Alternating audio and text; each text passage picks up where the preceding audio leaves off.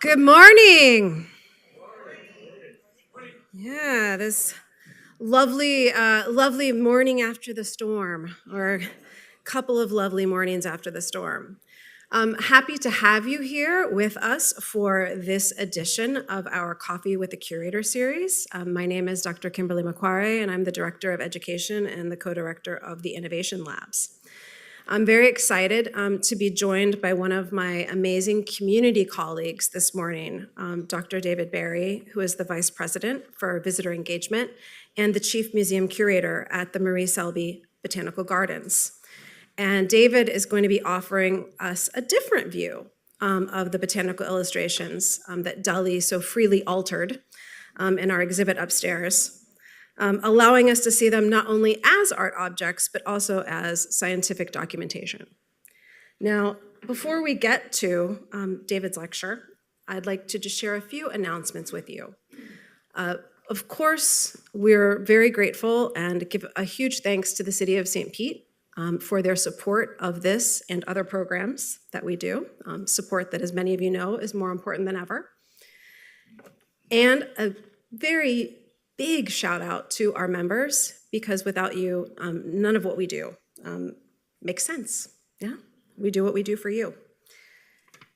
And as always, these special exhibits depend on the generous sponsorship of various entities. And for this one, I'd like to give a special thank you to the Keepers of the Collection annual fund donors, the Dalí Board of Trustees, the Guild at the Dalí, and our museum members who supported this exhibit.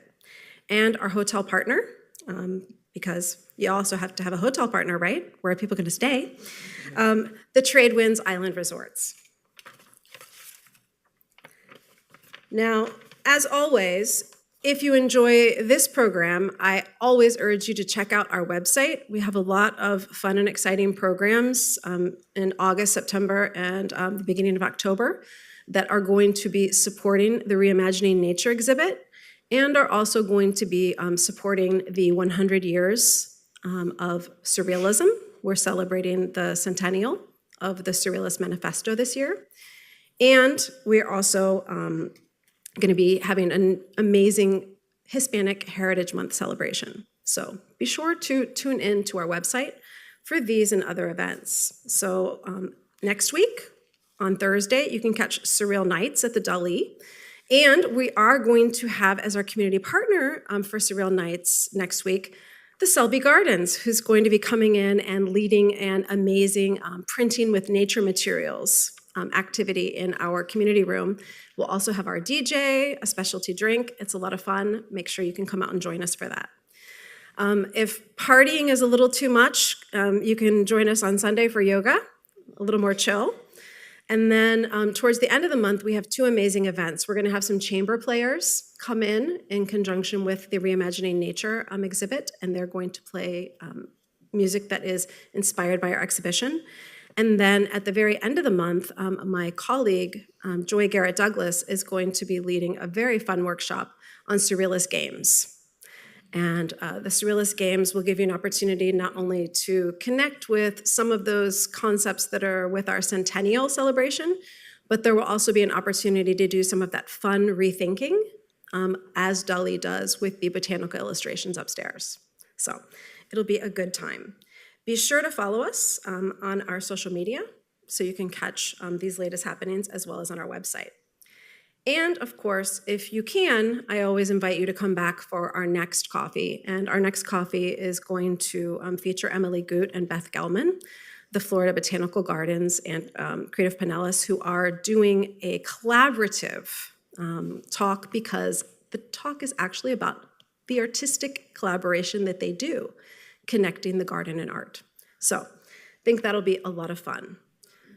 But today, I am very honored to introduce our distinguished guest, Dr. David Barry. David did his doctoral research at the University of Oxford with a focus on the history of museums, gardens, and libraries. He spent 10 years at the Ringling in Sarasota, serving ultimately in the role of associate director, before joining Selby Gardens in 2021 as the vice president for visitor engagement and chief museum curator. He teaches courses on the history of museums and the Art of Natural History at New College of Florida. David is also a generous educator, and I know this from my experience of working with him. And in addition to today's Coffee with a Curator lecture, he will be returning in September to give a second talk on the collaborative and interdisciplinary process that the Selby Gardens engages in to reimagine nature on their campus for the various art exhibits that they host. So catch him now and catch him then. Please join me in welcoming David.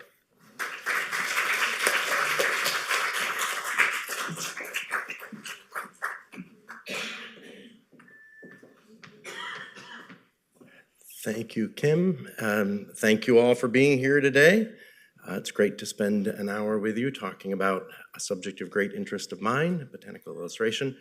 I'm gonna probably disappoint a few of you. I figured I would just get this out of the way at the start. I have a 45-minute to hour-long presentation, and there's not a single work by Salvador Dali in the entire presentation, but the two previous Coffee with the Curator talks, Peter's talk and the one last month, a dear friend of mine, Sarah Cartwright from the Ringling Museum, did a great job looking at Dali's work and the botanical sources that he drew on to create the amazing pieces that are on display in the exhibition upstairs. Not only does it not really align with my background, but they basically covered it and did it far more skillfully and eloquently than I would have done. So the reason that I'm mentioning it is that the point of my talk today is to give you a little bit of a different perspective on botanical illustration and botanical imagery, and coming at it from a scientific perspective. The second point of disappointment is I am not a trained scientist. I don't even play one on television. But I work with and have the pleasure and the privilege of working with a scientific community in my current role at Selby Gardens, and I'll elaborate on that in just a second.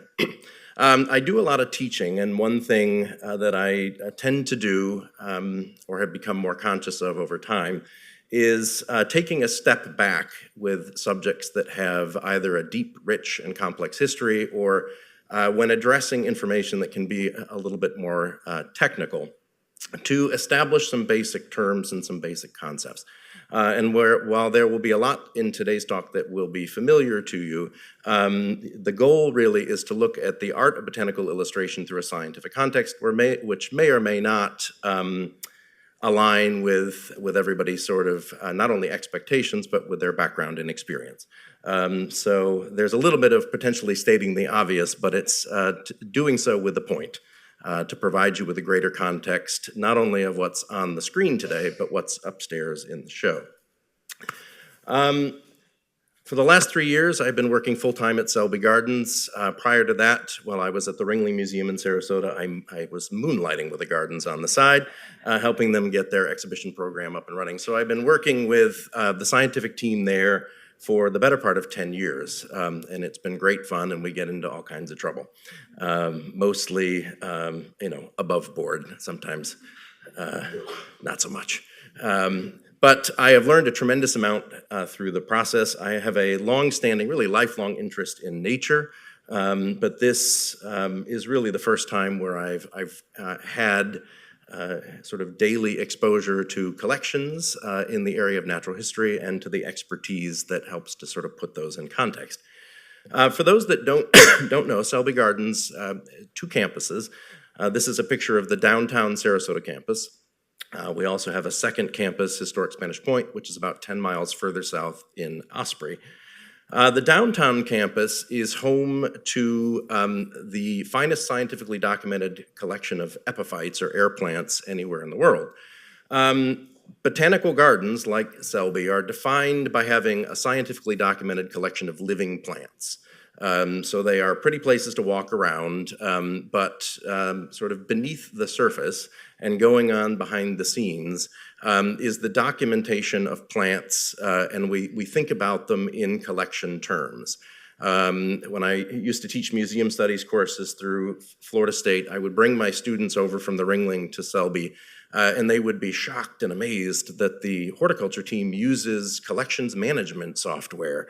It's not that the plants go running off and we have to go find them, but tracking the plants, and not only where they were collected in the wild, but where they are, everything from the watering schedule to the treatment for disease is handled in a very, very similar manner. So there are strong parallels between the work of a botanical garden and the work of a museum.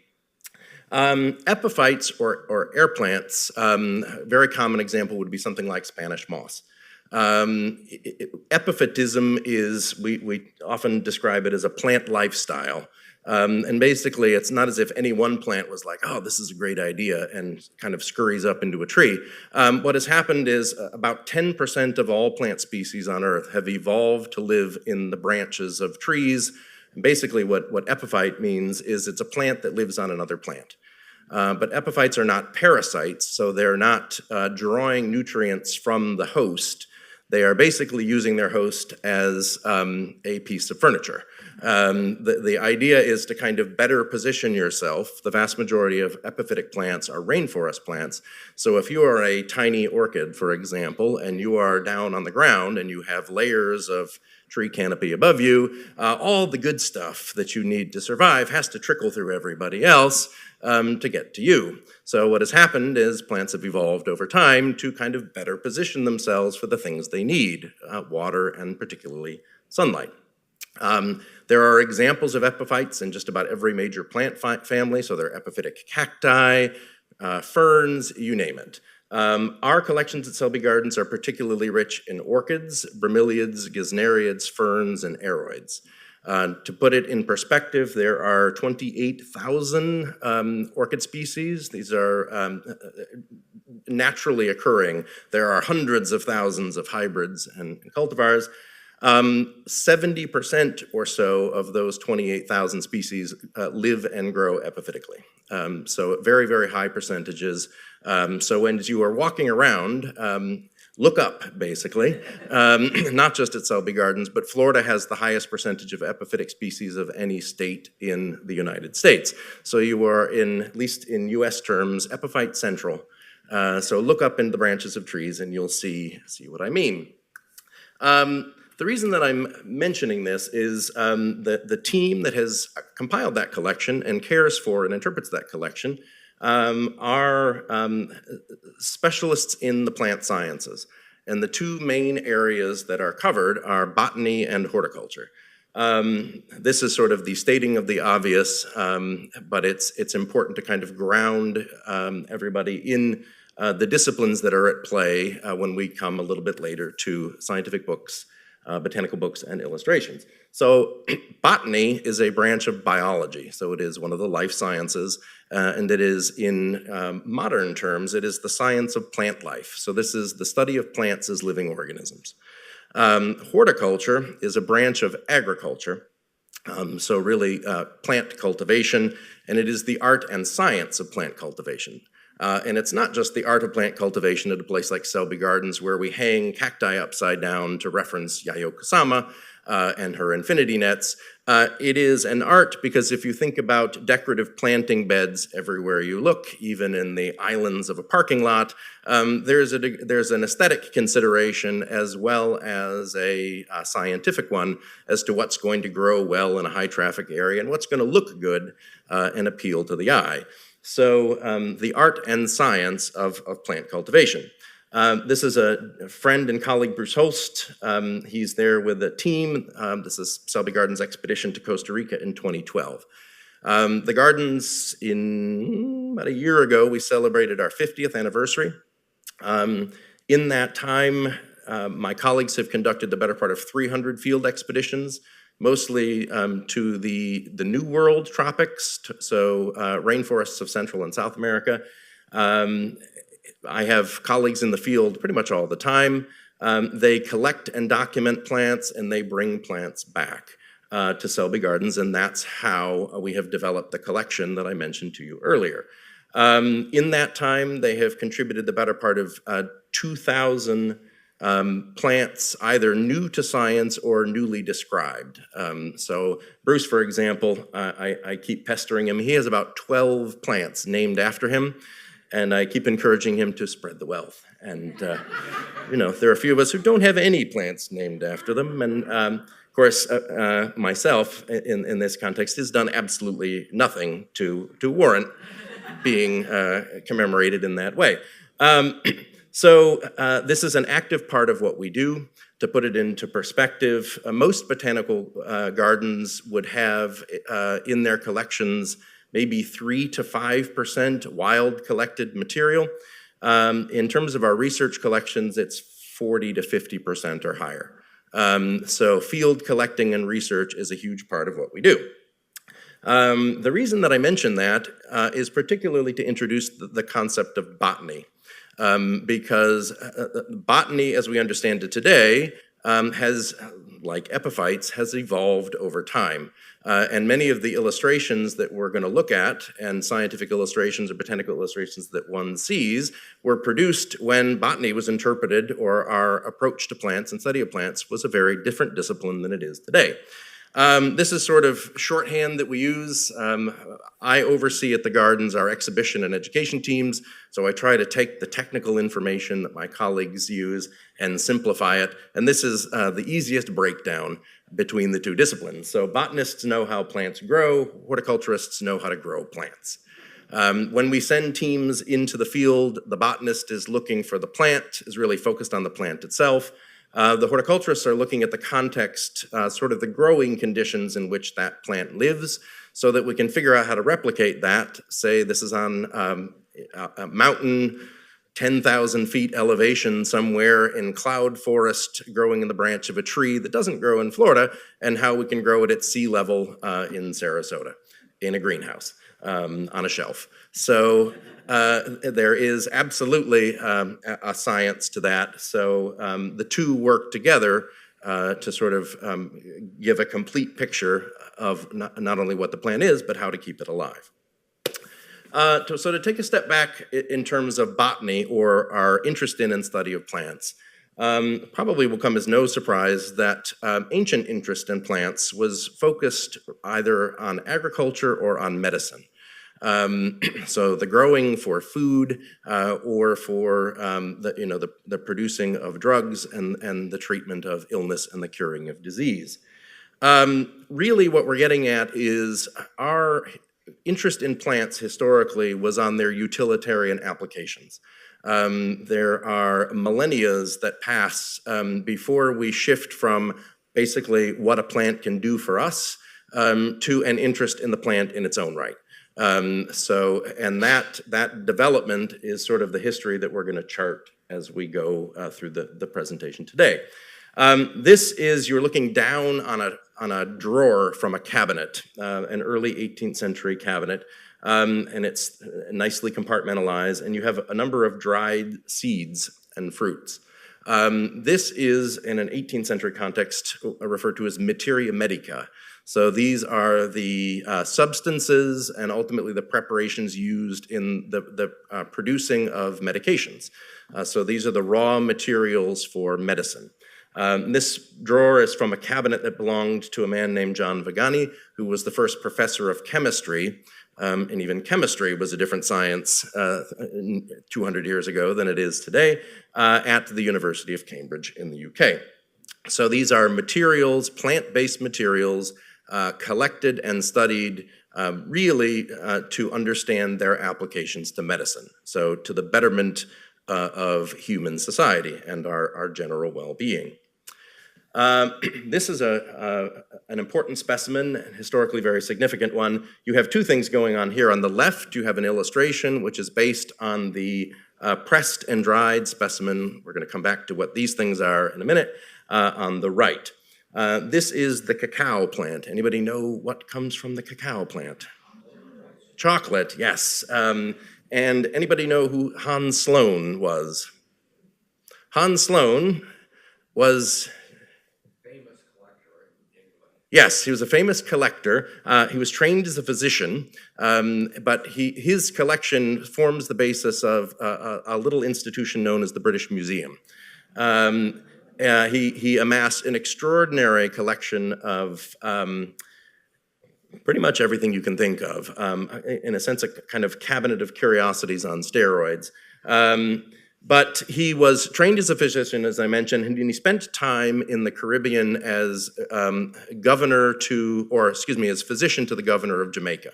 And in that time, he was introduced to this plant and what can be produced from this plant, although it was presented to him ground up and mixed in liquid, mixed in water. And I would not encourage anyone to do this, but any guesses as to what that tastes like straight up? Yeah, it's not good. It is bitter, almost bad enough that you're like, well, there's clearly no beneficial value to this, and let's move on to another plant. But it has a long history of use in the New World. Sloane was sort of interested both in the commodity, but also in the plant itself, and he brings this back to England. To make it a little bit more palatable, he mixes it with something else. Probably recommended to him. And anyway, he introduces this particular combination, which you may have heard of, to his compatriots back in the UK. He mixes it with milk, something about milk and chocolate, slowly coming together. So he's drinking it as a beverage. But a number of years later, some brothers, they sort of concoct a formula in honor of old Sloane here, and this comes to be known as Cadbury's chocolate. So it's really the introduction of milk chocolate into Europe, but with a plant that has a history in medicine and in various other applications. So appealing to him not just as a future prospect for the basis of a whole industry of candy and consumption, but something that would have had medicinal interest to someone trained as a physician. Uses of plants, a lot of these are obvious. You're wearing them. They surround you in your home. We don't always think about that, but if you sort of work back to the materials we use in our lives, they are at the root of everything. Everyone take a deep breath in. Yeah, anybody know what has generated the atmosphere of the world in which we live? Plants, yes. So plants are absolutely essential to life on Earth, and they have innumerable utilitarian applications, all the different ways in which they benefit society. We eat them, we drink them, they are used to cure us, we're wearing them, buildings are built out of them. I'm leaning up against a podium that probably has a veneer over, no doubt, entirely non-plant-based innards, but such is life. Oils, cosmetics and perfumes, pigments, dyes, paper, rubber, plastic, fuel, you name it. And actually our search for these things and our interpretation of these things and our application of these things is to a considerable degree is really the history of the modern world. This is a chunk of a cake of indigo, what would originally have been used to add the blue to my blue jeans. I was chatting earlier, and the odds are, it's probably not a plant-based dye anymore. It's no doubt a synthetic, but based on material drawn from the indigo plant. The point in this is to kind of give a little bit of context for what our interest in plants were, and then why we were illustrating them, and why we were capturing and communicating information about them. What you're looking at on the left is the title page of a work, and what's on the right is a detail from that. This is the work of John Gerard, who was an English apothecary. He produced this rather extraordinary kind of compendium of plant knowledge, mostly drawn from earlier sources. At the end of the 16th century, and a second edition, enlarged and amended, was issued by a man named Thomas Johnson in 1633, and it's that edition that has this rather extraordinary image. So Gerard is down there, his sort of bust in the arch, but the two figures who are given pride of place to the left and right of the title are two figures from classical antiquity. You have Theophrastus on the left and Dioscorides on the right. So our figure on the left carrying the plant is really the father of botany, or the father of the plant sciences. Theophrastus was a successor to Aristotle. He was a student of Aristotle and succeeded him as the head of the Lyceum in Athens, and produced two important sort of foundational books on plants, one of which is the earliest surviving herbal. And we'll come back to what an herbal is in a second. Dioscorides was a Greek physician and produced a book known as De Materia Medica. And that was the source of knowledge on basically medicinal materials used in the production of drugs, whether they be plant, animal, or mineral-based, for millennia. So two hugely important figures. This is a page, a leaf from the earliest surviving manuscript of Dioscorides' De Materia Medica. This is early 6th century. This was a beautiful illuminated manuscript produced for a Byzantine princess, and it survives today in the Austrian National Library in Vienna. And if you can sort of take a mental image of this image, we're going to come back to something a little, somewhat similar a little later on. This is important because it's in sources like this and from individuals like this that ancient knowledge of plants was articulated and was communicated over centuries and from generation to generation. And this is the basis of plant knowledge at a critical point in human history. Has anybody ever seen a representation of this map before? It's wildly, wildly inaccurate. But at the time, 1507, this was the cutting edge of cartography. Anybody know why? Yeah, it's roughly roundish, kind of curling up a little bit at the edges. It is the only surviving example of this incredible map by Martin Waldseemüller. It survives today in the Library of Congress in DC. It is in multiple parts, so it is absolutely enormous. It's probably in life roughly the same size that you're seeing it here on the screen. So it is a tour de force in cartographic terms. But there are two things that are firsts with this map. One is that it has a left-hand side. It is the first cartographic representation of the world with a Western hemisphere. So we make the map for the first time. Way to go, us. And as an extension of that, it's the first time we realized that what's on the left of this map is not what's the right of this map, that we're talking about two distinct things. The other is that there is a name attached to this wildly inaccurate thing off here on the left. Can anybody think what that name might be? Named after an explorer. Yeah, it's the first usage of the word America in reference to the Western Hemisphere. Yes, after Vespucci. So a hugely important historical document. The reason that I have included it is nothing that's coming from the left-hand side is accounted for in the works of those classical authors. So we have a lot of kind of reckoning to do as new plants and animal species are being brought to Europe. It's fitting it into our existing understanding of nature, and it is, as a result, expanding our understanding of nature. And one of the places in which we did that were places called botanical gardens. I have formatted this in a weird way, botanic/botanical, because historically, the term used for institutions of this sort, like I was describing earlier with regards to Selby, up until around the start of the 20th century is botanic. But the current usage, so more recent gardens have tended to use botanical. They are the same thing. The names of some of the institutions that go back into the 17th and 18th centuries are almost universally botanic. Botanical becomes the sort of preferred term in later history. But we're referring to similar types of institutions, and I'm going to further complicate things in a minute by throwing in a third term, but that one gets sort of left behind, but it's important to our understanding. So As we discover other parts of the world from a European perspective, things are brought back and they are integrated into our existing understanding of nature, of the world, of history.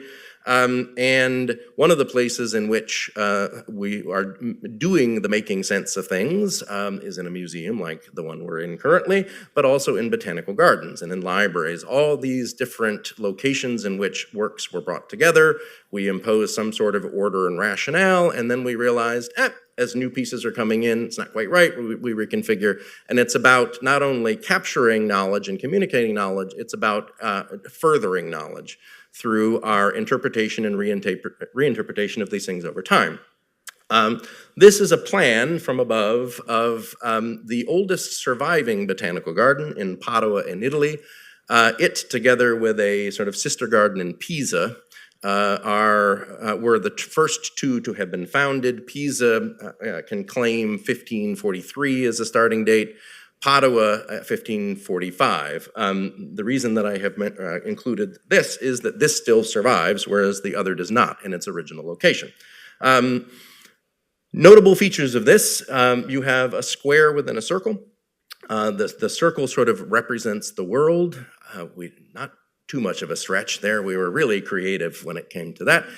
There was actually water that went around, which was sort of the ocean and the world. And then within the world, we have the square divided into four parts, potentially referencing at that point the sort of four known continents or the parts of the world. And then you have the very decorative arrangement of beds within them.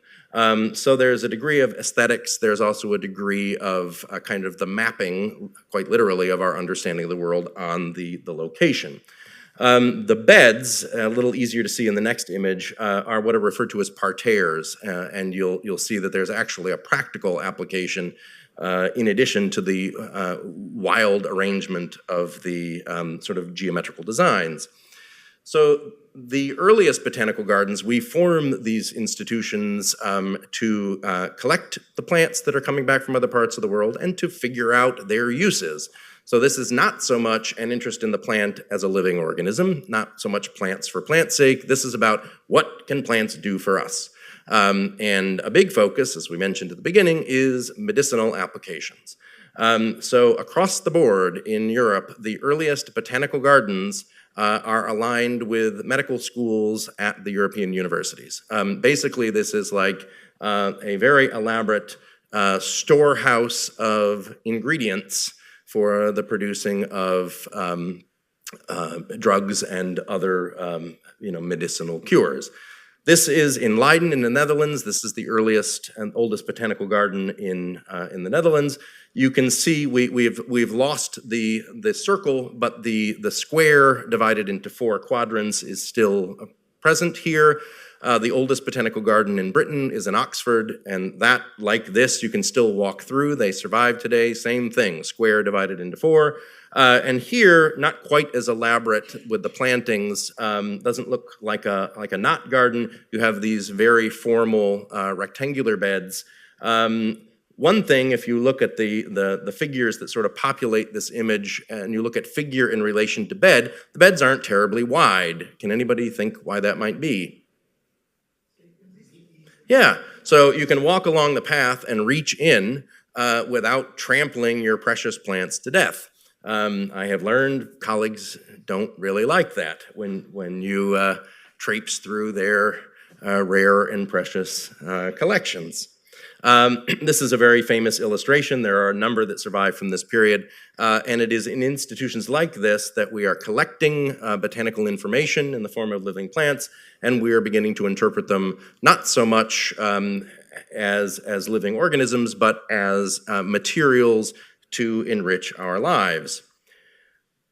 Starting in the 17th century and moving into the 19th century, there is a sort of gradual shift. Botany begins to assert a degree of independence from medicine, and for various reasons. In the 17th century, there's an interest in plants as illustrations of the divine and divine creation. So we're not, again, so much interested in the plant for the plant's sake, but we're interested in something else other than its utilitarian applications that it might communicate.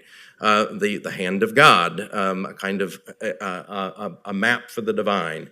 In the 18th century, we're interested in plants because we can classify the heck out of them. They're at the root of taxonomic studies as we are developing taxonomy as a science, not just as it relates to plants, but as we are applying sort of scientific rigor to the classification of the world. We're going to come back to that in a bit. And then in the 19th century, botany emerges as a distinct profession. And this is an illustration of a botanist around town, or probably more likely in the field, although this looks incredibly impractical. I have to imagine as they're walking through the rainforests of Belize or Colombia, that this is not what my colleagues look like. Although interestingly, they carry many of the same materials. The tube that the gentleman is carrying is called the vasculum. You would put plant cuttings in there, and then the press, what looks like the briefcase that he's carrying, like, why are you bringing documents into the forest, is actually not to bring something in, it's to bring things out. It is a plant press in which you might lay cuttings to begin the process of producing an herbarium specimen. We'll come back to that in a bit. But you have the separation of botany as we defined it at the very beginning of today's presentation as a branch of biology and as the science of the study of plants as living organisms from our interest historically in plants as materials and resources to be used to enrich our lives. Although I will say an understanding of the plant as a living organism does enrich our life, just in a different way. And this is in a book on botanizing, so how you too can go and do this out in the field.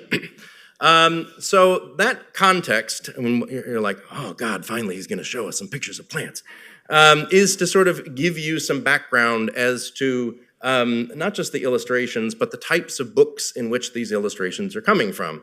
There are instances where someone produces a botanical illustration as a one-off print, but more often than not, they're illustrations in books.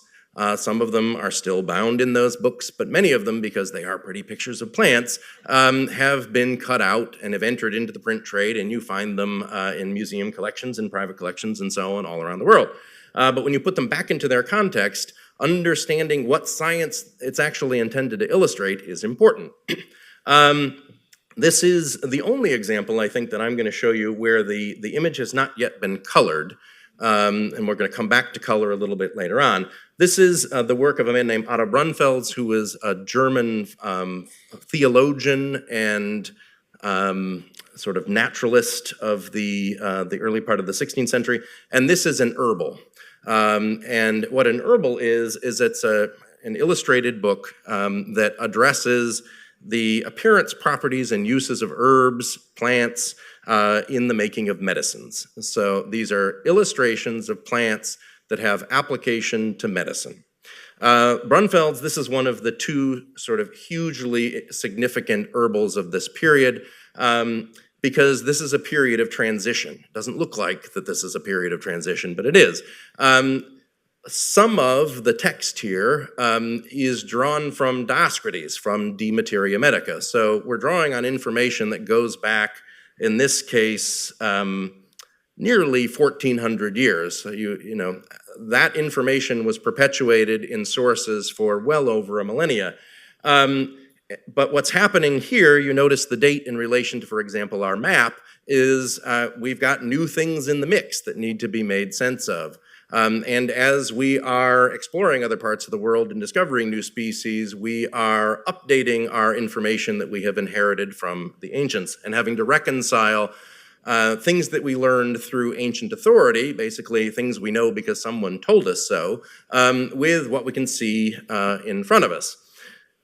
This is a wonderful illustration here, kind of engraving based on a line drawing that is reflective, although it's a little hard to tell, of one approach to the new innovation that's taking place, which is actually drawing plants not just based on copying of earlier illustrations, but having the example in front of you and drawing from life, or more likely something that we've cut and beginning the slow process to death. But here we are capturing it in illustrative form. Brunfels and his illustrators took the approach that they were actually going to render the plant they looked at pretty much verbatim. So this is an illustration of a particular plant. And you would think, well, how else would you do it? I'll show you an example a little bit later on where it's not so much a particular plant, it's a perfected plant. And it's interesting because these considerations are still part of practice today. The particular plant, there may be variations in plants, from one specimen to another or from a species in one region to another. So in this case, it's exactly as you see it. The big change being not as someone else had drawn it earlier, because what happens is that's a derivative process and you're sort of slowly and incrementally stepping away from the thing from which you began. But in this case, it's like a snapshot of the actual thing, but it might not be indicative of the species. So the other approach, and ultimately what becomes the sort of common practice, is we do this all now in our social media accounts, the kind of airbrushed version of ourselves that looks ever so slightly better than we do when we wake up in the morning. This is the when you wake up in the morning version of the plant in this hugely significant sort of transitional work, drawing from antiquity but adding in newly discovered material and taking a different approach to illustration. So herbal materials relating to medicine. Another type of publication from which illustrations come is a flora.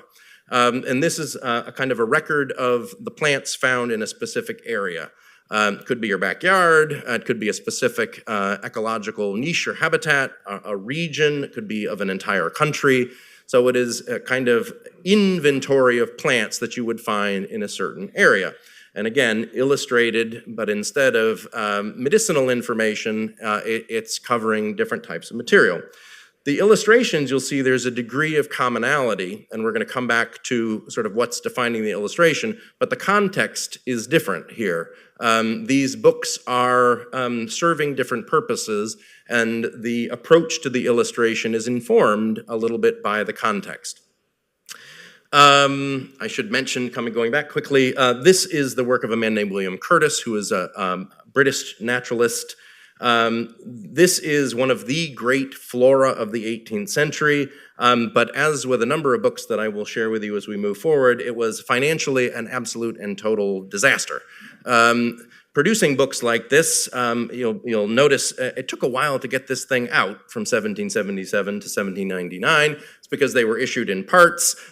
These are laborious works. You're hand setting the type. Someone has to draw and then from the drawing produce an engraving here so that you can see the image in print.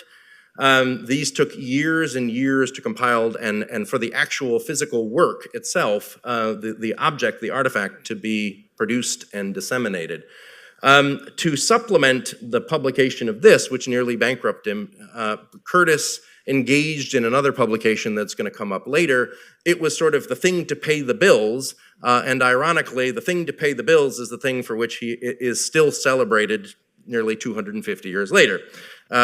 This unquestionably one of the great works of its type, but it's one that nobody's ever heard of. The other is the one that has sort of made the annals of botanical history. Another type of book is called a Florilegium. Basically, this is like how most of us read. It's like, I really don't want text. I would just like to look at the pretty pictures.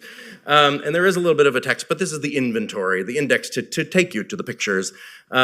So this is just page after page after page of illustration, in a sense without the textual context.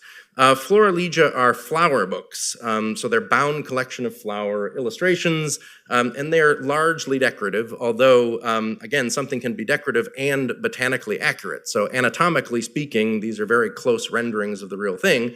It's just a different application to which it's being applied here. Bessler, the gentleman who compiled this work, was a German apothecary, and this is the garden of his patron, who was the Bishop of Eichstätt in Germany. So Bessler is producing this beautiful illustrated work, but the interest is, again, sort of medicinal in this case. It isn't always the case for Florilegia, but as an apothecary, someone who produces and prepares drugs, he's certainly interested in plants in that context. And it is from this hugely famous work that arguably my favorite botanical illustration comes from. This thing is absolutely ridiculous when you see the level of detail. Clearly someone who was able to kind of focus, which is nice. As someone who's juggling 12 projects at a time all the time, I wouldn't have the time or the skill or the ability or the patience to render all the little elements of this extraordinary sunflower. And this has become a sort of iconic illustration of botanical imagery of this time period. Most Florilegia are organized by season, so you sort of see plants in a garden over the course of time. That's an important point, and it's one of the things that is tied to all of the different, not just illustrations, but all the other forms of evidence that I'll share with you, is that you're dealing with ephemeral subject matter. It's a living thing that goes through a cycle from, say, seed to, to fruit to flower, et cetera, et cetera, et cetera, but also lives and dies, changes with the seasons, changes over its lifetime, and you're capturing a moment in time to better understand it. And many Florilegia are sort of records of a specific garden. And in this case, as I mentioned, Bestler's work is a record of the garden of his patron in Eichstätt in Germany. There are many other forms of botanical books. For those of you who like to go out into the wild, you may carry field guides with you that have illustrations. Same basic principle, whether you're looking for birds or whether you're trying to avoid snakes or you're interested in rocks or you're interested in the plants of a region. A field guide is another type. But commonly, a source of imagery in the botanical realm are from magazines, things that were issued in larger numbers that would appeal to people interested in the growing of plants or people in the horticultural trade or in gardening. So this is it can still be substantive with a lot of good detailed information, but it's really less about the science of the organism and more about the growing of these things and what you would need to grow one in your garden. So here's Curtis again, and this is the other work. So he produced what came to be known as the Botanical Magazine, starting in 1787, and it is still being published today. Sadly, the images are not as much fun. They have been replaced by photographs, but rather amazingly, they were produced in the same way, from an illustration, a copper engraving, hand-colored, as is the case here, until the 1940s. So quite extraordinary. They are a source of incredible imagery and a tremendous wealth of knowledge. And it's one of the reasons why, this is from the Selby Gardens collection, an institution like Selby Gardens has this material, is it allows you to retrace the steps by which plants were introduced into Europe, and also retrace the steps in our understanding of the plant. I did not pick examples of it, but we have a lot of loose prints in our collection that at some point or another, someone crossed the name out on the engraving and then replaced it with the updated scientific name. There are a few of them that have holes punched and they're folded because they've actually been taken into the field as tools for research. We also, we use them in many, many other contexts, but the fact that they are botanical evidence is vital in a scientific context. You can be a pretty picture and serve a practical scientific purpose at the same time. And that is really the gist of this. So botanical illustrations in a scientific context are absolutely works of art. And we can appreciate them for the technical skill and for the composition, but they are forms of botanical evidence, of scientific evidence, and they're not the only ones. And we're going to look at that as we move forward. So this publication, originally a private venture on Curtis's part, but in the late 18th or late 19th century, it was picked up by the Royal Botanic Gardens Kew and is still published by Kew Gardens. It is the oldest running botanical publication in existence, and it is one of the longest standing biological publications in existence. I think possibly superseded only by the Transactions of the Royal Society of London. So in very elite company. But beautifully, beautifully illustrated. And this would have been issued in installments. The set that we have at Selby, we have a complete set that's added to all the time. The individual installments have been bound together and look very nice on the shelf. Looks like a kind of, the library of a country estate. But you wouldn't have bought them that way. They would have been acquired in smaller, almost like packet-like installments of basically the latest plant introductions into Europe. So going back, and again, allows you to retrace the steps and see how we've come to know what we know about plants over the last 200 and nearly 250 years. Here are two other illustrations. A few of them fold out. They're quite wonderful. This is the image itself is about this big. It's kind of an accordion fold. This is the queen of the night. This is the night blooming cereus. So this is the flower of an epiphytic cacti. Quite extraordinary. Blooms only once a year, one night a year. At Selby Gardens, the weird world of botanical gardens, we throw a street party when our specimen goes off, and it is a big deal. My colleagues go out a week ahead of time, and I don't know what they do. They work some sort of wizardry to figure out when the thing's going to bloom. And then we e-blast the world, and everybody shows up, and we basically have a cookout while we watch a flower pretty much do nothing. But it looks absolutely spectacular. And this is a very accurate and actually quite extraordinary illustration. To give you a sense of the size of the actual plant, imagine, say, a dinner plate or even a charger that might go under the dinner plate, probably about that big when it opens up. So you can understand why a bunch of people show up in lawn chairs to just watch them on their one night of the year. And then this is the flower of what was originally Victoria Regia, named after Queen Victoria, but is now Victoria Amazonica. This is the flower of the largest water lily on Earth. We've all at some point seen the rather sentimental pictures of babies wrapped in pea pods placed on lily pads. Well, it all begins with this, because this thing at full size is about 8 feet in circumference. And you could certainly I wouldn't recommend this, but you can set your baby or your toddler on it if you so choose. They're probably going to love it, or they're going to be terrified, and probably you'll be paying for therapy later on. But it has an incredibly thick base. To actually lift one of these things up out of the water is an extraordinary feat. But they have, again, these enormous flowers. And the discovery of this was a very famous case, and actually so too was the bringing of this to flower for the first time in Britain.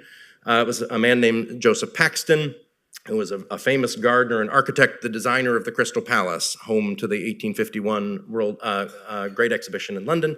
A man of many, many talents, but he was gardener to the Duke of Devonshire at Chatsworth House and was the first person to bring it to flower. Anybody know what they did when they got it to flower after all that effort? Yeah, they cut it immediately and then sent it to Queen Victoria and had it named after her. But it has since been renamed in honor of the place from which it comes. So again, a beautiful illustration from Curtis's Botanical Magazine, in this case, 1847. Another point about botanical illustrations, they are careful renderings of actual plants. That is important, seems obvious, but again, as a form of botanical evidence, the fact that you're not just going like this, you're looking at nature itself and trying to faithfully record it is vitally important. And what you're after are the distinguishing features, the things that make that plant, and distinguish it from the plants to the left and right of it. And this is done with scientific accuracy. There are many examples of images of flowers in works of art that are botanically accurate. They are not all, in a scientific context, botanical illustrations in the same way that we're talking about it today. You have flower painting, you have other things. Accuracy and scientific application go hand in hand, but you can have accurate illustrations that are, again, more decorative or not necessarily serving the purposes of research. This is an illustration from one of the other great 16th century herbal. This was a sort of competitor of Brunfeld's. This is Leonhard Fuchs. And here, this is really a kind of shameless form of advertisement, because you have these two gentlemen at the top, and what are they doing? They're drawing, and they're drawing from what? an actual plant, right? So this is like a seal of the accuracy and the authenticity of what you can find in this book. Our guys had access to the real thing. And of course, this is important because we're adding in all those new real things that aren't referenced in the historical sources from antiquity that we mentioned earlier. Although ironically, some of them do look surprisingly like what had preceded them. So this is the illustration of botanical illustrators at work at the top there, and this is an illustration from the book.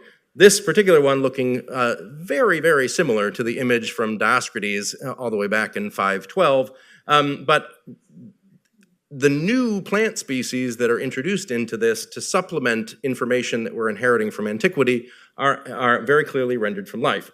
This is the other approach, and this is the one that takes off. This is the sort of airbrushed version. So instead of, I'm going to give you the plant that's sort of dying and wilting and, it's kind of worm-eaten over here, which is what you would have gotten in Brunfeld's, to the, we're going to kind of tidy you up for your, annual JCPenney photograph.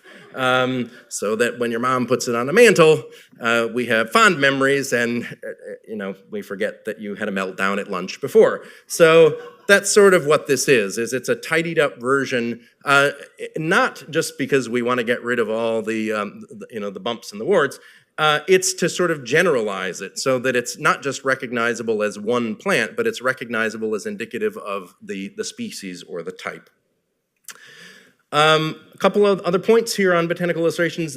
This is from one of the great books on orchids, great in a number of contexts. This is produced by a man named James Bateman, who was a British nobleman with an interest in nature. He subsidized a number of botanical expeditions to various parts of the world that resulted in plants being brought back to Europe, being sold as commodities, but also commemorated in books like this. So this is from the Orchidaceae of Mexico and Guatemala, again, produced over time, 1837 to 1843. The reason that I've shown you these are two images of orchids, although you may not recognize them as such, is that here you have fuller representations of the plants. These are epiphytic orchids, so you have roots, so that's how the plant adheres to the branch of a tree, as you can see on the left. You have these weird sort of quasi, sort of dried potato-looking things that are sort of suspending off. Those are referred to as pseudobulbs. Those are water storage organs because the plant doesn't have its roots in the soil. So if it isn't raining, you got somewhere you need to put it. It's like a pantry for water for the plant. The leaves, all the different elements of the plant. You're seeing the plant in its entirety in both of these cases. So you have all the distinguishing and identifying features of the plant.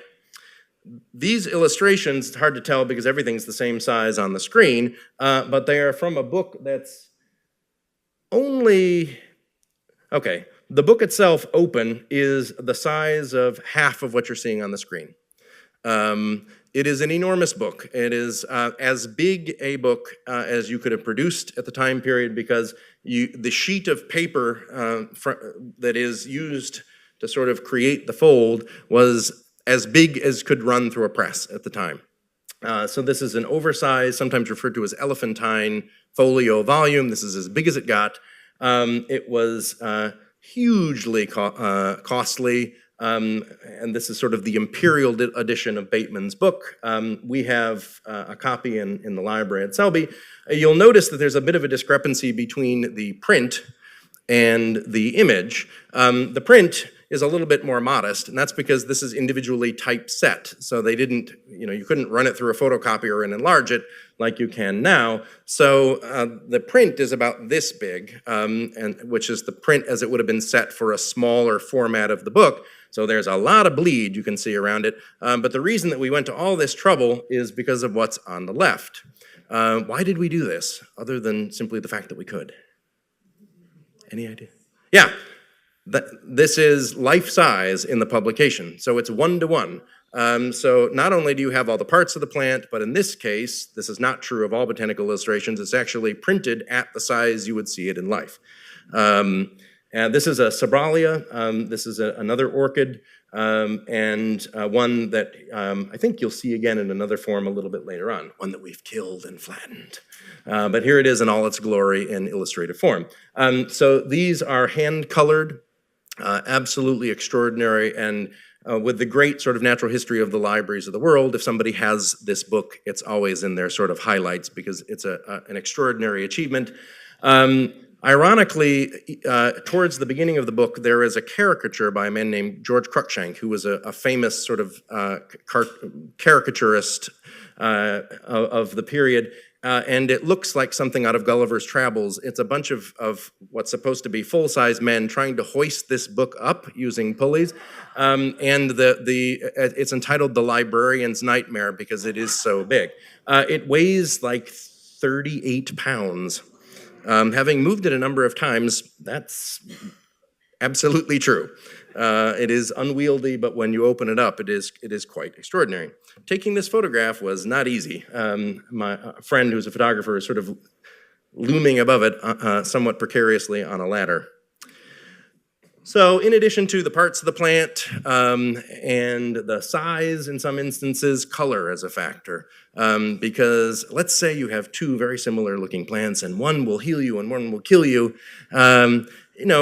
And the only distinguishing difference is that one is a slightly darker shade of green than the other. You probably would not prefer seeing them in black and white. You'd want to see them in all their technicolor glory. But of course, capturing color is difficult. This remains the case even with the introduction of photography. This is a hugely important historical document relating to one of the great botanical illustrators of all time. This is a man named Ferdinand Bauer. He and his brother Franz, or Francis Bauer, we'll come back to him a little bit later on, extraordinary talents and produced some of the most important botanical illustrations of the 18th and 19th centuries. Ferdinand spent most of his time in the field. So not someone who brought, his entire studio with him in a bag, because they're moving around and, he's constantly on the go. So he developed some tools to help him in the late 1700s record the information of the plants he's trying to capture. So he basically invents the Pantone coloring system, as you can see here. This survives this example in the Royal Botanic Gardens in Madrid. It was supplemented by a later illustrator who ultimately inherited the piece and only rediscovered in the late 1990s. So it's a really important document. But you can see colors together with numbers. And this, so one of the most skilled illustrators of all time, basically did exactly what you'd expect, and he painted by numbers. So this is a field sketch of an iris. Still pretty amazing that, here's someone out in a field somewhere just knocking this thing out in a matter of a couple minutes. And you'll notice, in addition to the very detailed pencil drawings, you have a bunch of numbers. Those numbers correspond with this, because producing what comes next out in the field was not really possible. So you're moving quickly, you're producing these quick sketches, you're recording color. This is also someone, I should say, this is not the kind of thing to go out and do at home. This is somebody who was like a color savant, who could remember these things. The tool is helpful, but this is someone who was a sort of a master of color to his sort of very core. So sometimes years later from these sketches, he would produce things that look like this. So this is a watercolor illustration of that very same plant, produced, again, years later when he's back in his studio, out of the field, and it is from the drawings, the watercolor illustrations or paintings. This is the kind of the preparatory work. This is the one-off. You have the print. This is a print produced by James Sowerby based on Bauer's drawing for another one of the great floras of the period botanical works of, in this case, the early 19th century, by a man named John Sidthorpe, who was the professor of botany at the University of Oxford. This is the Flora Greca. This is the flora, the plants that you can find in the area of the Aegean and the Eastern Mediterranean. Basically, what they were doing was following in the footsteps of Dioscorides. They were looking for, in the late 18th and early 19th century, the plants referenced in Dioscorides' De Materia Medica. But in this case, they had a much more skilled illustrator along for the ride. But you can see 34 years in the making. This also bankrupted not only Sidthorpe, but just about everybody else associated with it. But 25 copies ultimately made it into print. If you have one at home, treat it kindly, because it is, again, one of not only the rarest, but one of the most historically significant botanical publications of all time. So color, also important. The reason we're putting in all this effort is that fundamentally, from a scientific perspective, this is all about producing a tool to aid with plant identification. It is a form of botanical evidence which doesn't take away from the artistry and the skill and the beauty of these things. Those are unquestioned, but in a scientific context, there are other sort of layers of meaning and value, and it's really as a tool to help you identify plants. This is a Gesneria. This is another type of plant that Selby Garden specializes in, a small flowering rainforest plant. And this is from Paxton's Flower Garden. That is Joseph Paxton, the man who brought the Amazonian water lily to flower, gets involved in publishing these sort of books for general consumption, horticulture and gardening books, in this case, the latter part of the 19th century. So as an aid to identification is absolutely at the core.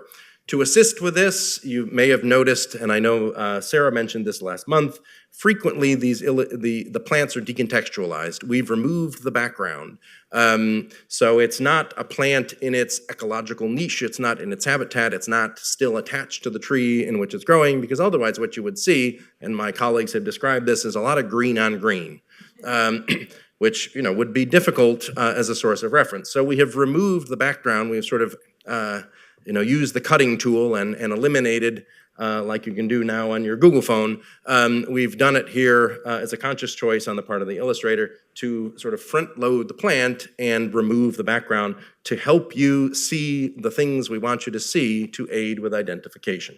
This is a Cattleya. This is an extraordinary orchid that was all the craze in the middle part of the 19th century. Orchids are to the 19th century what tulips were in the 17th century. They were subject of an extraordinary craze. People would spend ridiculous sums of money to get the newest species. There are parallels, but also some differences. In the case of orchids, partly what was driving the market, in addition to the fact that for the first time in Europe, you would have a chance to see something like this coming from the New World.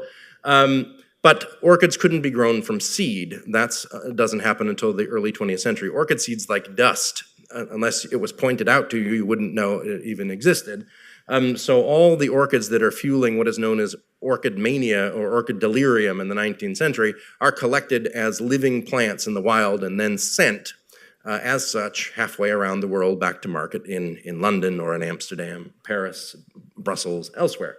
So we've decontextualized the plant. This is always a fun fact to share. I would imagine if I were to send you all out with a task of, in 2 minutes, drawing me a picture of a plant, a botanical illustration, if not everybody, then with the exception of the person who's like, I'm gonna fool him, you would draw a picture with a flower pretty much dead center. So we do that, or we think we do that, because it's the prettiest bit, right? But there's also a scientific reason for that. For hundreds of years, beginning in the early part of the 18th century, the entire system of plant classification was based on the number and relative position of the stamens and pistils in a flower, the male and female parts. So it was about the sexual characteristics of the plant. The entire system of classification, of taxonomy, how we were classifying the botanical world, was based on that principle. So the flower is not just the prettiest bit, it is also the thing that is central to identifying the species. And this system of plant classification based on sexual characteristics is the work of a guy named Carl Linnaeus, famous Swedish naturalist. That system has since been superseded as we have discovered genes and we conduct DNA analysis. We don't just simply look at morphological similarities between things in their form. We get down to the sort of genetic and molecular level to understand relationships between plants. But partly what's informing the centrality of the flower is not just because it's bright pink and it's beautiful, but because it's central to our understanding of the species. And so this is one of the inheritances of Linnaeus and that key form of classification. Why this is important not just in a historical term, but in today, is Linnaeus's other great claim to fame was developing the system of binomial nomenclature. Who here is a Homo sapien? Right. The reason that we identify all living organisms on Earth by genus and species is because that was the system that sort of took hold and was first put into practice by Linnaeus. There were other ways previously of classifying the world, but it was sort of like, if everybody on Earth had a different word for shark, and you were trying to warn someone, obviously, our days would be numbered because we'd all get eaten in the confusion. So there was need for a degree of sort of universal understanding. And it's Linnaeus's system, not just the beauty and simplicity of genus and species, but the fact that every other book the man published, with the exception of this one, is an incredibly dull and dry read because they are just simply lists of names.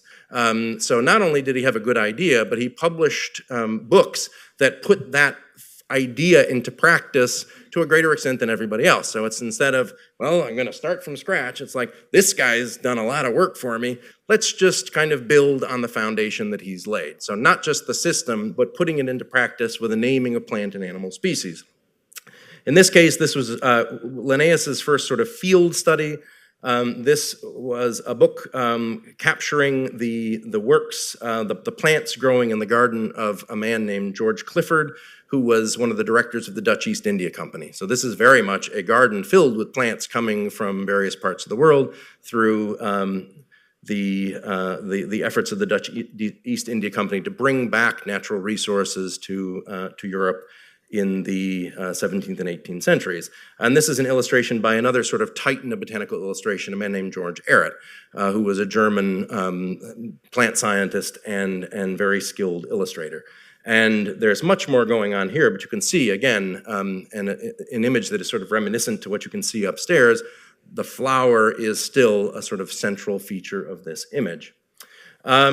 Drilling down a little bit further, here's Francis Bauer. This is brother of Ferdinand. Unlike Ferdinand, who spent his entire life traipsing around out in the woods, Franz had the brilliant idea of staying in one place and having the plants come to him. So he was hired as illustrator at Kew Gardens, what ultimately became the Royal Botanic Gardens, Kew. So plants are being sent back to Kew outside London from all over the world. And Bauer, equally skilled as his brother, produced extraordinary botanical illustrations. A number of genera and species are named after the two, but he was also one of the first to dissect plants and produce illustrations of dissections, and he used a tool that we know today as the microscope, came to be known as Mr. Microscope, to be able to see the details, and partly here it's getting to the root of, at the time, what was the basis of plant classification. So we're not only looking at the flower, but we're cutting that flower up to get to all those elements that, at least in the Linnaean system, were central to our understanding of plants. Quickly, other forms of botanical evidence. In a scientific context, illustrations are wonderful, but it's just one form of evidence. A kind of three-dimensional version of it would be a model. And what we're talking about, this is recognizable, something that is illustrating in 3 dimensions the component parts of a plant in accurate proportion and in relative disposition. So it might be on a smaller scale, but we've scaled it down in proportion. This is a papier-mâché piece by a French physician named Louis Ozeau. Founded a business producing the kinds of things that ultimately ended up in schools and universities as teaching tools. We now make them out of plastic. You may remember them from grade school when you explored the workings of a plant cell writ large in 3-dimensional form. This is sort of the genesis of that kind of thing. They're quite extraordinary. They're all numbered so that you can put it back together again in the way that you found it. It's helpful to aid in our understanding of how the parts of a plant fit together. Again, almost like a 3-dimensional illustration. So another form of botanical evidence and another way of capturing and communicating scientific information. Probably the most famous and extraordinary example of plant-inspired model making are these guys. They're all made out of glass. This is the work of Leopold and Rudolf Blaschke. They were originally of Czech origin, father and son duo. They produced also an extraordinary series of models in glass of marine invertebrates. Those were issued in small series, whereas the plants are a one-off. This was a commission on the part of the professor of botany at Harvard University at the end of the 19th century. And not that I need further evidence of how I mismanage my time, but over 50 years they produced 4,300 of these. Whether they ever ate or slept, who knows, maybe it was like a tag team effort when dad was sleeping. You know, the sun kept it going. It doesn't seem possible, but they are a one-off. This was a special commission produced over the better part of 50 years, and it is one of the great natural history wonders of the world. So when you are next in Cambridge, outside Boston, I would absolutely encourage you to go. This is what is known as the Ware Collection, and you will not be disappointed. And that is a gross understatement, because it is truly extraordinary and an unprecedented experience. So if you're not hiring someone to render something in glass, which is not the most practical way of doing it, you can, of course, take a photograph. And you would think, well, why hasn't photography superseded all these other things? Well, it adds something, and it has advantages that some of the others don't, but the same is also true going in the other direction. Each of these things, as a form of botanical evidence, has strengths and has disadvantages. You'll notice here, these are photographs that are taken at Selby Gardens. It's actually a group of dedicated volunteers that work with our botany and horticulture staff. We are taking pictures of plants all day, every day, pretty much, Monday to Friday. What I have picked, being the kind of art guys, I picked the really pretty ones. And we have printed them and we put them all over public spaces, and everyone oohs and ahs at these things. But they are part of a series of photographs that we take of all the different parts of the plant. We take establishing shots of the whole thing. We'll take the roots, the stem, and we get all the way up to the flower. And then we take multiple shots of a flower to get it from above, from below, from behind, in profile, three-quarter view, and then the sort of front-on view, if there is a front-on view, to, again, document and record in detail the parts of the plant. You'll notice we haven't gone with a white background, but there's a black background. We're doing the same thing. We are decontextualizing the plant so that you can see the details of it in great detail, or in great specificity. The wording here is important. I want to draw your attention to what's on the screen. Photography used to capture events at various stages in the lives of plants.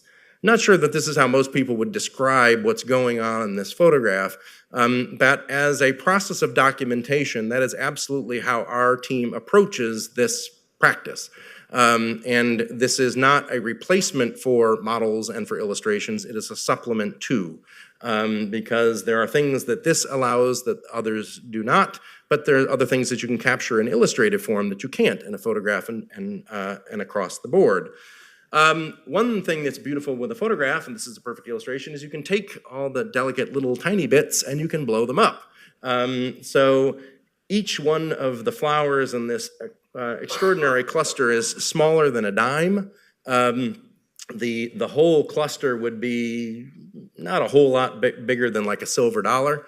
So very small, very delicate, very tiny, but we shoot it at some ridiculous resolution and I can blow it up however large I want. It's wonderful to decorate spaces and develop exhibitions, but it allows, from a scientific standpoint, to be able to look at the details that you can't otherwise see with the eye. And as beautifully illustrated by this prickly cactus, a lot easier to send somebody a photograph than it is to box up the plant and send it. So much more easily shared and widely disseminated, and this is something that botanical institutions do all the time. Botanical research, scientific research across the board is highly collaborative. So we are receiving and we are sending materials like this regularly to support research around the world.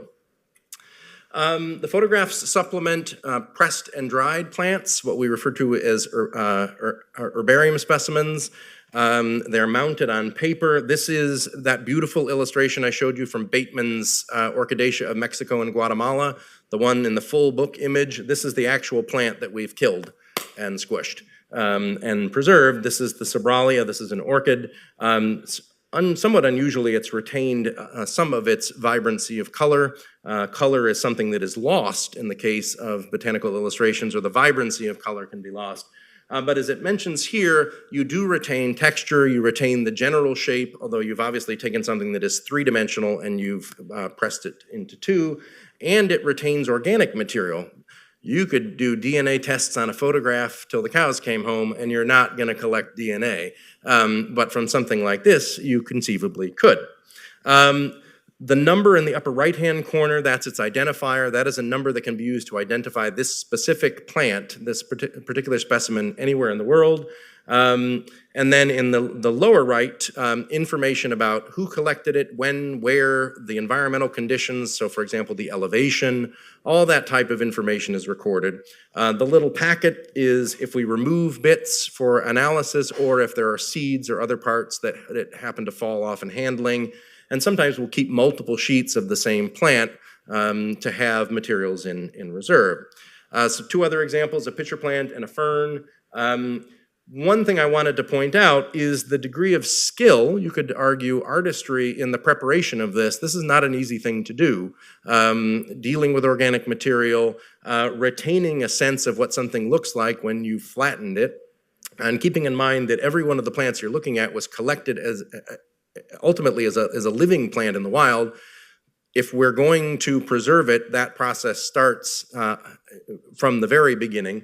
That's that plant press that our botanist at large was carrying around with him. But it's a long and involved process to get it to this point. But even the way that it's laid out, this is all, again, about not just preserving organic material, it's about identification. Same basic principles, so that you can clearly read it. Same thing as with the photograph, same thing as with the illustration. This is what one of the many, many cabinets looks like. Everything sort of packed into folders and folders on shelves and the shelves in the cabinets. This occupies a room that's about the size of a bowling alley. We have about 150,000 maybe, it's always growing, specimens. That's very small in relation to the major herbaria of the world, which would have many millions. What is unique about Selby is the focus on epiphytes. So it is one of the great repositories for information on epiphytic plants anywhere on Earth. The different color coding can relate to species, can relate to red generally indicates species under threat. Threatened with extinction or rare. There's also a degree of organization by geography, etc. So lots of different sort of cross-referencing information in the way that things are stored and organized. As a supplement to the pressed plants, we have spirit specimens. This is when you take a cutting and you suspend it in preservative fluids. And the reason that we do this is you're not flattening it. You're able to keep something in its three-dimensional form. They also look super cool, because we use something called a Copenhagen solution. There's water, distilled water, there's glycerin, and there's denatured alcohol. And the glycerin adds a little bit of, let's say, viscosity. So if you hit it with a light, it glows, and they're really sort of quite captivating. But here what you're doing is you are preserving something in its three-dimensional form. So this is a supplement to the pressed plants that you saw. And here are some other examples, different plant species. This is an orchid flower, which might be recognizable, orchids and gesneriids in this case. And these can be the size of about a pill bottle up to something that's maybe the size of a pint of beer. And this is one of many storage areas where we house these. These are all very tiny orchids. This is sort of the pill bottle size. And some of these are housing complete plants, not just the flower, because we have a number of orchids that are super, super tiny. Selby Gardens has the second largest collection of spirit specimens anywhere in the world. And we are still trying to get a handle on the number. It's probably upwards of 40 to 45,000 at this point. It's great fun. We've attempted in the past to do some really large specimens for display. The proportions of all the material didn't scale up as we expected, so there was a lot of time mixing alcohol, and it was fun to watch my colleagues get ever so slightly high off of the fumes. They were very giddy by the time we were done, and they're wonderful people, but giddy is not a word I would usually use to describe them. So all of the things that I've shared with you in a scientific context, and this doesn't diminish the artistry and the skill in their preparation, but they are forms of botanical evidence. And they all work together. One is not better than another. They work together to give you as complete a picture as possible of a given plant species. Either they retain the shape, the color, the organic material, they allow you to enlarge. You can see, for example, in an illustration, seed, fruit, and flower together, as you probably wouldn't see in life. All these different things that you can do, and one doesn't replace the other. We keep them all because they give you that comprehensive view of a living thing, which you're able to put into an ecological context with the goal of preserving it, and ultimately with the aim of not just preserving the plant and its environment, but preserving ourselves in the process.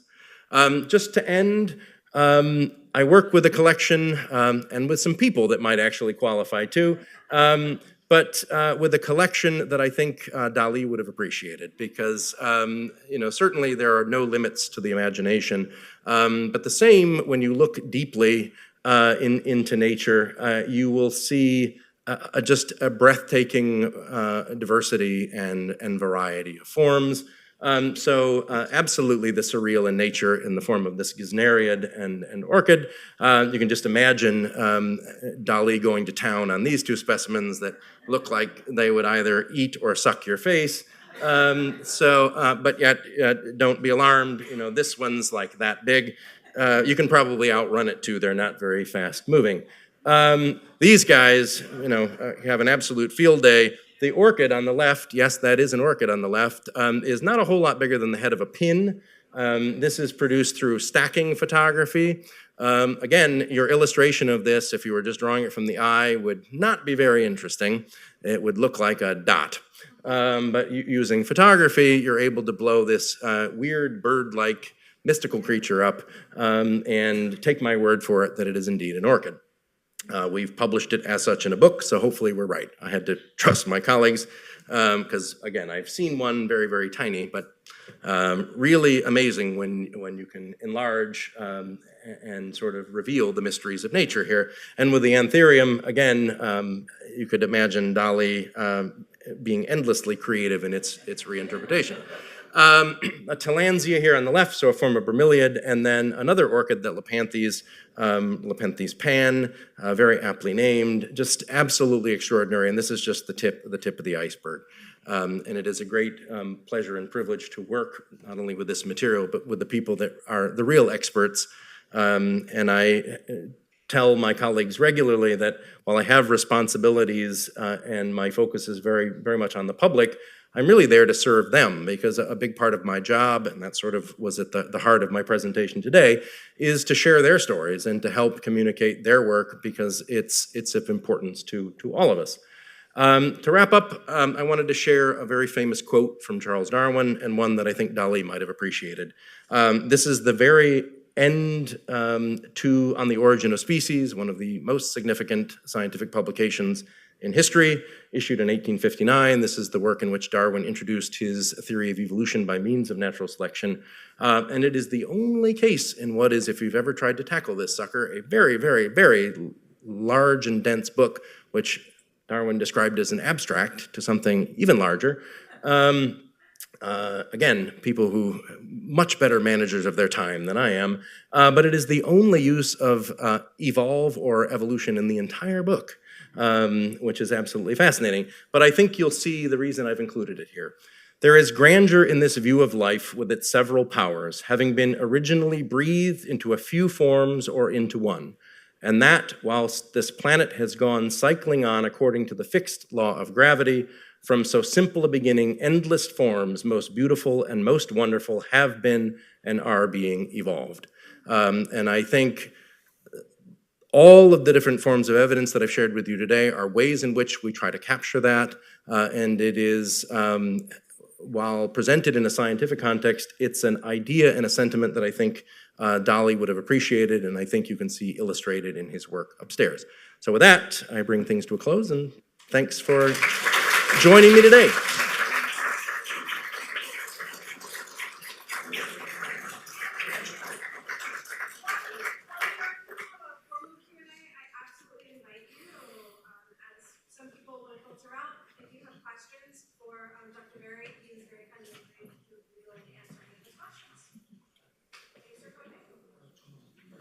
preface it all by saying I'm not a scientist.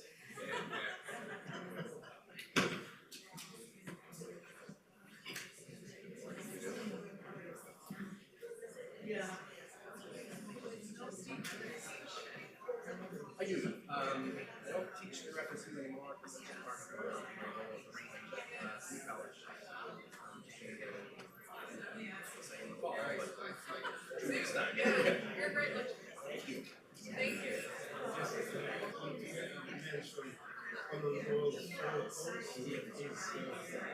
Yes. Yeah. Yeah. He wrote a couple of short stories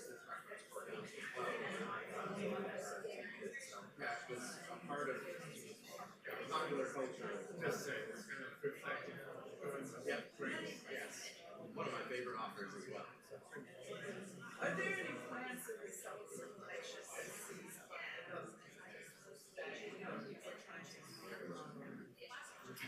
Bring them into the country. So not only our team itself, but any organization that works with